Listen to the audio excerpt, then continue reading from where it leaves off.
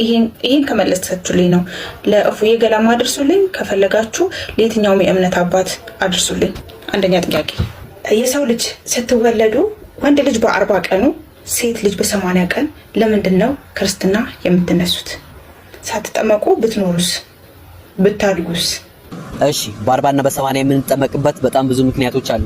ከነዛ ምክንያቶችም ኦሪት ዘሌዋውያን ምዕራፍ 12 እንዲህ ይላል፣ እግዚአብሔርም ለሙሴ እንዲህ አለ፣ ወንድ ልጅ ቢወለድ እናቱ ለ7 ቀን ያህል በሕመሟና በመርገሟ ምክንያት ትለቅሳለችና በ8ኛው ቀንም ይገረዝ፣ ከደሟም እስክትነጻ ድረስ 33 ቀን ተቀመጥ ይለናል። እንግዲህ 7 ቀን በመርገሟ 33 ቀን እስክትነጻ ድረስ ትቆይ። በአጠቃላይ 7 እና 33 40 ቀን ይሆናል ማለት ነው። ስለዚህ የወንዶችን በ40 ቀን በዚህ ምክንያት እናስጠምቃለን። ሴት ልጅ ቢወለድ በመርገሟ ምክንያት 2 ሳምንት ወይም 14 ቀን ትረክሳለች። እንዲሁም ከደሟ እስክትነጻ 66 ቀን ትቀመጥ ይልና አሁንም 14 ሲደመር 66 80 ቀን ይሆናል ማለት ነው። በዚህም በሙሴ ሕግ ሴትን በ80 ቀን ወንድን በ40 ቀን ቤተክርስቲያን ታጠምቃለች ማለት ነው። በተጨማሪ መጽሐፈ ኩፋሌ ምዕራፍ 4 ከቁጥር 8 አዳም በተፈጠረ በ40 ቀኑ ወደ ገነት ገባ፣ ሔዋንም በተፈጠረች በ80 ቀኗ ወደ ገነት ገባች ይላል። በዚህና በብዙ ምክንያት ቤተክርስቲያን በ40 እና በ80 ቀን ልጆቿን ታጠምቃለች ማለት ነው። እንዲሁም ከቻልን ግዴታ የምንጠመቅበት ምክንያት ዮሐንስ ምዕራፍ 3 ከቁጥር 5 ላይ ሰው ከውሃና ከመንፈስ ዳግም ካልተወለደ በቀር ወደ እግዚአብሔር መንግስት ሊገባ አይችልም ይላል።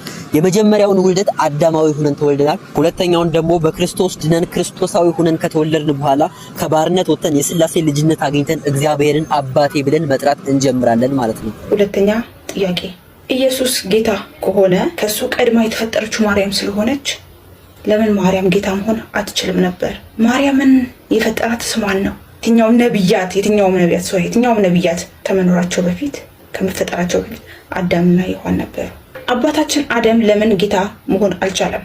ቀድሞ ከሁሉም ከነቢያትም ቀድሞ የተፈጠረው እሱ ስለሆነ ለምን ጌታ መሆን አልቻለም? በመጀመሪያ ጌትነት ቀድሞ በመፈጠር አይደለም።